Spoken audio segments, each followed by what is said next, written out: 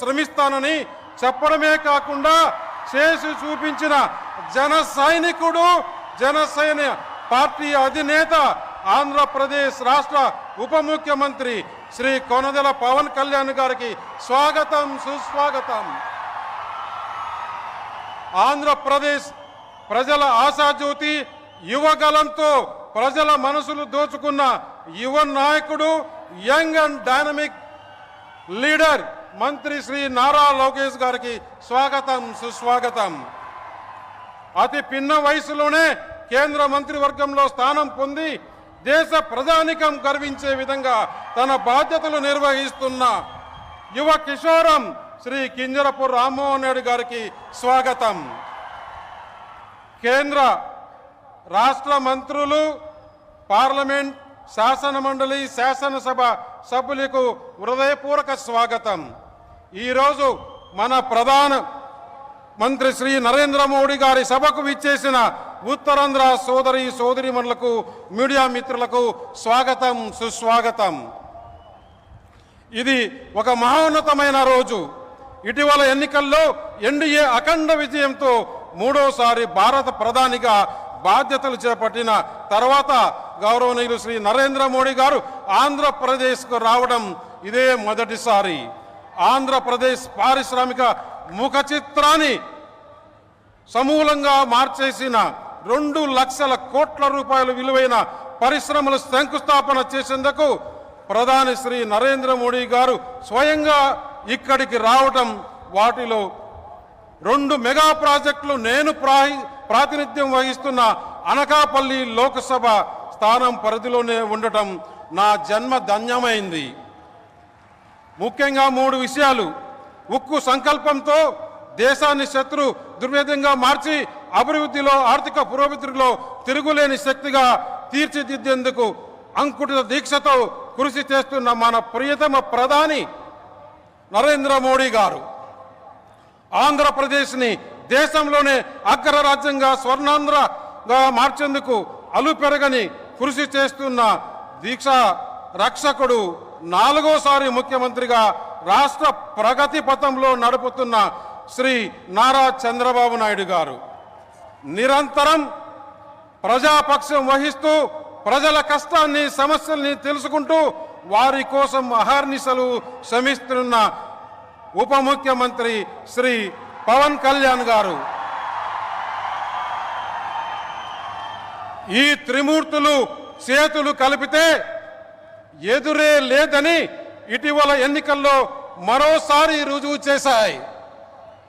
గత వైకాపా ప్రభుత్వంలో విధ్వంసకర దుర్మార్గపు పాలనలో రాష్ట్ర పారిశ్రామిక రంగంపై కారు చీకట్లు కమ్ముకున్నాయి. వైకాపా నాయకులు అరాచకాలు చూసి పారిశ్రామికవేత్తలు, పెట్టుబడిదారులు రాష్ట్రానికి రావాలంటే వణికిపోయేవారు.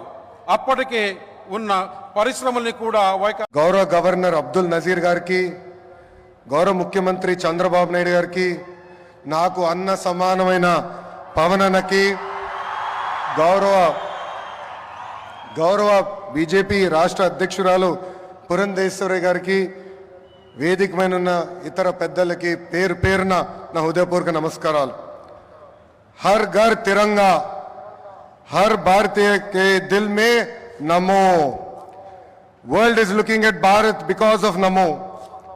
మన నమో అసలు ప్రధానమంత్రి అర్థం మార్చారు. గత ప్రధానమంత్రిగా ఉంటే ఈరోజు మన నమో పీపుల్స్ మ్యాన్గా మారారు. నమో vision is global but his heart is always with Bharat. नमो मतलब गरीबों का विश्वास, नमो मतलब गरीबों का भरोसा, नमो मतलब इस देश का हौसला. పేదల చిరునవ్వు నమో, మహిళల ఆత్మగౌరవం నమో, యువత భవిత నమో, అన్నదాతల కలలో ఆనందం కూడా నమో. Viksit Bharat 2047 vision document release చేసి 2047కి భారతదేశాన్ని అభివృద్ధి చెందిన దేశంగా తయారు చేసే లక్ష్యంతో పనిచేస్తున్నారు మన నమో. 2014 నాటికి ప్రపంచంలో 11 స్థానంలో ఉన్న దేశ ఆర్థిక వ్యవస్థను నేడు 5వ స్థానానికి తీసుకువచ్చారు. వికసిత్ భారత్ 2047 లక్ష్యంతో టాప్ 1 లేదా 2 ఆర్థిక వ్యవస్థగా మార్చేందుకు మన నమో అహర్నిశలు పనిచేస్తున్నారు. నమో గారు వికసిత్ భారత్ స్ఫూర్తితో మన సిబిఎన్ స్వర్ణాంధ్ర 2047 డాక్యుమెంట్ రిలీజ్ చేశారు. దిమాక్ ఉన్నవారు దునియా మొత్తం చూస్తారు. సిబిఎన్ విజన్ 2020 అంటే కొంతమంది ఎగతాళి చేశారు, వెటకారంగా మాట్లాడారు. కానీ ఇప్పుడు హైదరాబాద్కి వెళ్ళి చూస్తే ఆయన విజన్ 2020లో చెప్పిన ప్రతి మాట నిజమైంది. వ్యవసాయం, విద్య, వైద్యం, పరిశ్రమలు, renewable energy, ports, airports, sports ఇలా అన్ని రంగాల్లో కొన్ని లక్ష్యాలు పెట్టుకుని పని చేయటమే స్వర్ణాంధ్ర 2047. గత ప్రభుత్వం అసమర్థ పాలన వల్ల ఆంధ్ర రాష్ట్రం వెంటిలేటర్ పైకి వెళ్ళిపోయింది.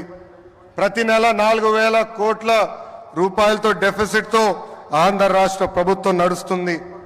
వెంటిలేటర్ పైన ఉన్న రాష్ట్రానికి ఆక్సిజన్ అందించారు మన నమో. ఏపీ ప్రజలు ఎన్డీఏను నమ్మారని, అందుకే పట్టం కట్టారంటూ AP deputy CM Pawan Kalyan అన్నారు. రైల్వే జోన్తో పాటు పలు అభివృద్ధి పనులకు శంకుస్థాపన కార్యక్రమాన్ని పురస్కరించుకుని ప్రధాని నరేంద్ర మోదీ విశాఖకు విచ్చేశారు. ఆయనకు AP CM Nara Chandrababu Naidu, deputy CM Pawan Kalyan ఘనంగా స్వాగతం పలికారు. ఈ సందర్భంగా సిరిపురం జంక్షన్ నుంచి ఏయూ వరకు రోడ్ షో నిర్వహించారు. అనంతరం ఏయూ ఇంజనీరింగ్ కళాశాల మైదానంలో జరిగిన సభలో పవన్ కళ్యాణ్ ప్రసంగించారు. ఆయన మాట్లాడుతూ ధైర్య సాహసాలతో నింపితే అది పటిష్ట భారత్గా మారుతుందని, సదాశయంతో కన్యాకుమారి నుంచి కాశ్మీర్ వరకు నడిస్తే అది స్వచ్ఛ భారత్ అవుతుందని తెలిపారు. సదుద్దేశం, సదాశయం ఉంటే ఏదైనా సాధ్యమేనని చెప్పారు. అది పటిష్టమైన, బలిష్టమైన భారతం అవుతుంది. అది ఒక రోజున అఖండ భారతం అయి తీరుతుంది. ఒక బలమైన భారత్ కోసం, ఒక దృఢమైన దేశం కోసం, జగత్తంతా వసుదైక కుటుంబం అనే భావన కోసం 4.5 దశాబ్దాలుగా పరితపిస్తూ, పరిశ్రమిస్తూ ఆ దారిలో ఎదుర్కొన్న ప్రతి పరాజయాన్ని, పడ్డ ప్రతి అవమానాన్ని నవ్వుతూ స్వీకరిస్తూ, వాటినే విజయాలకి ఇంధనంగా వాడుకుంటూ, దేశాన్ని అభివృద్ధి పథంలో నడిపిస్తూ, భారతదేశాన్ని ప్రపంచంలోనే 3వ బలమైన ఆర్థిక వ్యవస్థగా తీర్చిదిద్దేలా నడిపిస్తున్న మన ప్రియతమ ప్రధాని, మన గౌరవ ప్రధాని శ్రీ నరేంద్ర మోదీ గారికి నా తరపున 5 కోట్ల మంది ఆంధ్రప్రదేశ్ ప్రజల తరపున నా హృదయపూర్వక నమస్కారాలు.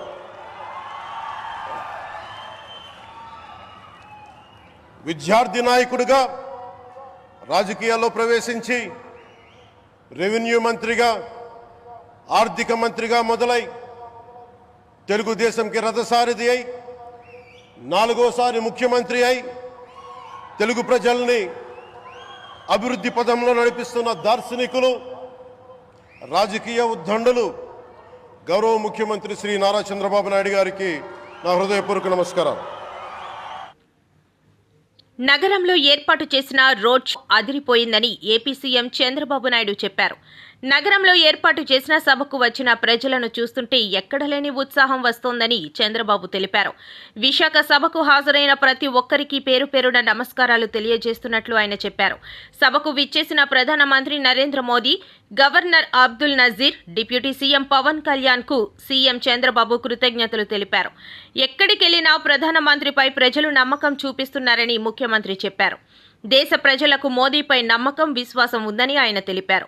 ప్రధానమంత్రి చేతుల మీదుగా 2,08,545 కోట్ల రూపాయల పనులకు శంకుస్థాపన, ప్రారంభోత్సవాలు చేసినట్లు చెప్పుకొచ్చారు. ఇలాంటి సంఘటన తన జీవితంలో ఆంధ్ర రాష్ట్ర చరిత్రలో మొట్టమొదటిసారిగా జరిగిందని తెలిపారు. ఈరోజు మీరు చూస్తే బల్క్ డ్రగ్ పార్క్ కోసం నక్కపల్లిలో 1877 కోట్ల రూపాయలు పెట్టుబడులు పెడుతున్నాం. Chris city industrial area Krishnapatnam 2300 కోట్ల రూపాయలతో పెట్టుబడులు పెడుతున్నాం. 7 రైల్వే ప్రాజెక్టులకు శంకుస్థాపన చేశాం. 6177 కోట్ల రూపాయలు పెట్టుబడులు పెడుతున్నాం. 3 రైల్వే ప్రాజెక్టులు ప్రారంభం చేస్తున్నాం. 5718 కోట్ల రూపాయలు ప్రాజెక్టులు ఈరోజు ప్రారంభమవుతున్నాయి. 10 జాతీయ రహదారులకు శంకుస్థాపన, 321 కిలోమీటర్లు, దగ్గర 4593 కోట్లు. 7 జాతీయ రహదారులకు ప్రారంభోత్సవం, 234 కోట్లు, 234 కిలోమీటర్లు, 3044 కోట్ల రూపాయలు పెట్టుబడులు. ప్రభుత్వం వచ్చి 7 నెలలైంది. నరేంద్ర మోడీ గారు మొదటిసారిగా ఎన్నికలైన తర్వాత ఇక్కడికి వచ్చారు. వచ్చిన వెంటనే మీరు చూస్తే 2800 కోట్లకు ప్రారంభోత్సవాలు ఫౌండేషన్లు వేశారంటే ఆంధ్ర రాష్ట్రం మొత్తం వినపడేట్టుగా గట్టిగా చప్పట్లు కొట్టి నరేంద్ర మోడీ గారిని అభినందించాలి. ఇది మనం వారికి తెలియజేసి ధన్యవాదాలని చెప్పి కూడా నేను మీకు తెలియజేస్తున్నా. ఈరోజు మీరు ఒకసారి చూస్తే ఇలాంటి అనేక కార్యక్రమాలు అనునిత్యం చేపట్టి అభివృద్ధి పనులన్నీ చేస్తూ అసాధ్యాన్ని సుసాధ్యం చేసి ప్రజలకు దగ్గరైన వ్యక్తి నరేంద్ర మోడీ గారని చెప్పి నేను మీకు తెలియజేస్తున్నాను. ఈరోజు ఇంకొక పక్క మనం చూస్తే 1-2 కార్యక్రమాలు కాదు, అనేక కార్యక్రమాలకు శ్రీకారం చుడుతున్నారు. మోదీ గారి యొక్క అభిమానం కొంతమంది మాట్లాడుతున్నారు ఉత్తరాంధ్రకే పరిమితమని. కాదు, దేశం మొత్తం. मेरे मित्र श्रीमान चंद्रबाबू नायडू जी, नेता अभिनेता, डिप्टी सीएम पवन कल्याण जी, केंद्र सरकार में मेरे सहयोगी मंत्रीगण, राज्य सरकार के मंत्रीगण, सभी सांसद और अन्य विधायकगण, अन्य गणमान्य नागरिकगण, भाई और बहनों, आंध्र प्रजला प्रेमा मरियु अभिमानानकी ना कृतज्ञतलु